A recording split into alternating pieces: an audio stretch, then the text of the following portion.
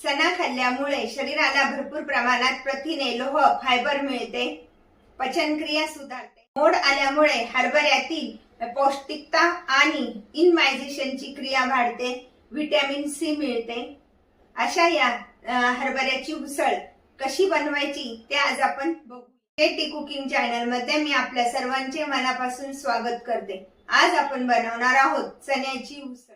प्रथम तव्यावर अशा पद्धतीने हे खोबरं भाजून घ्यायचंय। खोबरं भाजलं गेलंय ते काढून घेऊया एका प्लेट मध्ये। चमचा तीळ टाकून घेऊया। तीळ चांगले भाजून घ्यायचे व्यवस्थित। अशा पद्धतीने तीळ तडतड झाल्यानंतर ते काढून घेऊया। यामध्ये टाकून घेऊया उभा चिरलेला कांदा। एक मोठ्या साईजचा कांदा घ्यायचा। कांदा थोडासा परतून घ्यायचा आणि नंतर तेल टाकायचं, म्हणजे कांदा लवकर भाजला जातो। कांदा परतल्यानंतर त्यामध्ये थोडंसं तेल टाकून घेऊया, यामुळे कांदा लवकर भाजला जातो।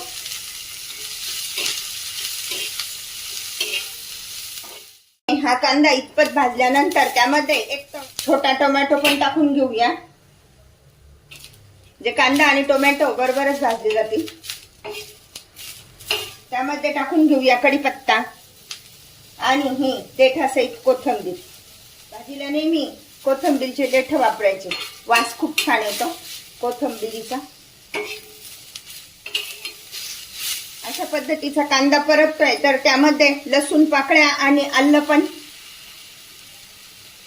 व्यवस्थित परतून घेऊया। अशा प्रकारे हे हरभरे रात्रभर पाण्यामध्ये भिजून ठेवलेले, त्यानंतर ते काढून आणि अशा प्रकारच्या टोपलीमध्ये झाकून ठेवायचे, त्यामुळे अशा प्रकारचे मोड येतात। मोड आलेले हे कडधान्य खाण्यासाठी अतिशय पौष्टिक असते। प्रथम मिक्सर मध्ये हे तीळ आणि खोबरं बारीक करून घेऊया आणि त्यानंतर हा पूर्ण मसाला व्यवस्थित मिक्सरला बारीक करून घ्यायचा आहे।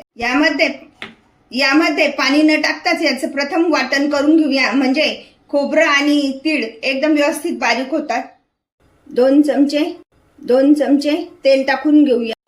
तेल तापले त्यामध्ये टाकून घेऊया अर्धा चमचा मोहरी, पाव चमचा जिरे, तमालपत्र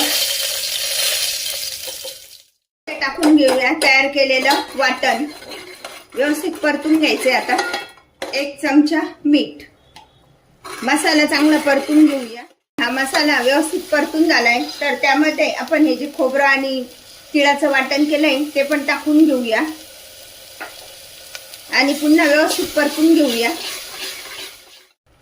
अर्धा चमचा हळद, 1 चमचा किचन किंग मसाला, 1 चमचा लाल तिखट, पाव चमचा जिरे पावडर आणि हे सर्व आज आपण कुकर मध्ये बनवत आहोत झटपट चण्याची उसळ। स्वच्छ धुवून आता ते व्यवस्थित परतून घेऊया। चणे पण व्यवस्थित परतून घ्यायचे। व्यवस्थित परतून झालेले तर ज्या मिक्सरच्या भांड्यामध्ये वाटण केलंय त्यामध्ये पाणी टाकून घेऊया।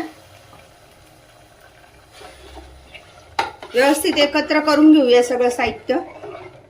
त्यानुसार पाणी टाकून कुकरच्या 5 शिट्ट्या करून घेऊया। 5 शिट्ट्या झाल्या, गॅस बंद करूया आणि बघूया। भरपूर लोह, प्रथिने, फायबर असलेल्या चण्यापासून बनवा अशा प्रकारची चण्याची उसळ। अशा प्रकारची उसळ तुम्ही पण बनवा आणि मला मात्र कळवा कशी झाली येते। लाईक अँड सबस्क्राईब करायला विसरू नका। पुन्हा आपण भेटूया नवीन रेसिपीसह। थँक्यू।